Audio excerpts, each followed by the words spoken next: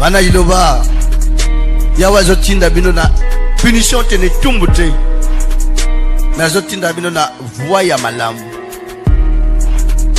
koyeba nzambe se kozana bolingo kosambela nzambe za maluba munoko te nzambe uyeba tinda bino mutu ale muta senga. Non, ça c'est la division. Na luyembo vous aimez ensemble. Montez mes gens s'adapter. Comment vous devez vous aimer, comment vous devez avoir la patience, comment vous devez avoir la douceur, la tempérance, la bonté.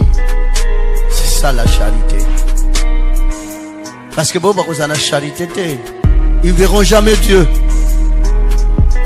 Attends vivre dans les autres. Attends aussi abondance dans les autres, s'il vous plaît. Abondance c'est comme mon lolate. Luka nyos amokelite. Soki ya wabongisa lango. Ata ulukite koya. C'est pas pour te ya watina bino que vous allez freiner ya. Non. Travaillez durement et faites travailler votre cerveau. Quand vous avez l'unité de la foi, quand vous avez cet amour, quand vous mettez ensemble d'un commun accord, Dieu est au milieu de vous. Batine on a roluka matérialité. Modonioso a sauté makambo Christ aloba kite na prière à notre Père. Pour vous ce que vous avez, contentez-vous de ce que vous avez aujourd'hui. Donnez-nous aujourd'hui notre pain quotidien. Ça suffit li pa oji lelo. Lobby italien moko yao. Ayebi yango akoya, akopesa. Mais si vous avez tu ya mukilo na nzoto za distrait, okobebisa molimo na yo. Amen, peuple de Dieu. Yo wela ngote, poko la bongisela yo, okosala effort te po yela yo. Est-ce que vous avez bien, hein? Ça l'effort. Dieu na mukilio. Omona na kanambisi la tata. Parce que Mosambela solo aza poussière pamba te. Parce que molimo na ye eza putulute. Sambela potikola peso motema bolingo. Parce que quand vous avez l'amour, vous avez Dieu.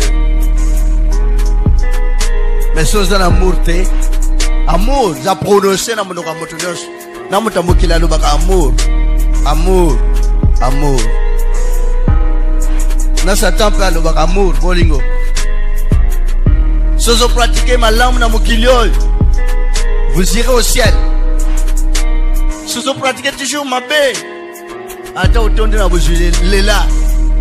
Parce que vous avez seconde vie pour nayo. Vie wane vous avez la passe. Partout ici que vendez au moins iloba. La qui ça comportement ya malam s'il vous plaît. Boye la kabilo ko ya mokilité. Boya wasate ya mokila makamunios. Bazala kana ngo bakenda. Bazali na ngo bakende. Bakoya ko zala na ngo pe bakende. Akwa bon ko landa biloko o muto atikala ko abandonner na mokili. Zwabo moina yo mobimba. Pesa baninga valeur. Longola ka ya yo valeur. Kumila sa valeur te mwana iloba.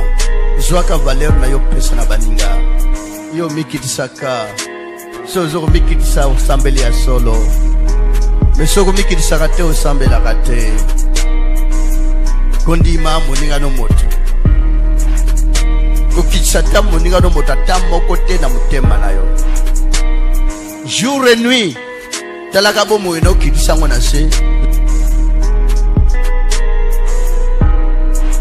Ata ozana charité ata zona bolingo. Opesi biloko nyose pa babola po bakabula mais so ozana charité o mona tatate. Mais comment expliquer cela? Opesi biloko e pa bat. Bilamba, bilei, mbongo. Mais ozana charité yawa oyamba ote. Douceur ya motema. Elo est très important. Kolakisa motema boboto motema bolingo po mutambutane sika na mboka na tata boyemba kaluyembo bombela ngesika na bokonzi bwa likolo lakisa nganzela ya kokoma mboka na tata Mais voilà, ça va de prière. C'est pas ça. Méditer tout le jour du fond du cœur. Méditer. Est-ce que hier, je fais du bien ou pas? Est-ce que j'ai aimé les gens ou pas? Tous les jours. C'est ça la véritable nourriture de l'âme.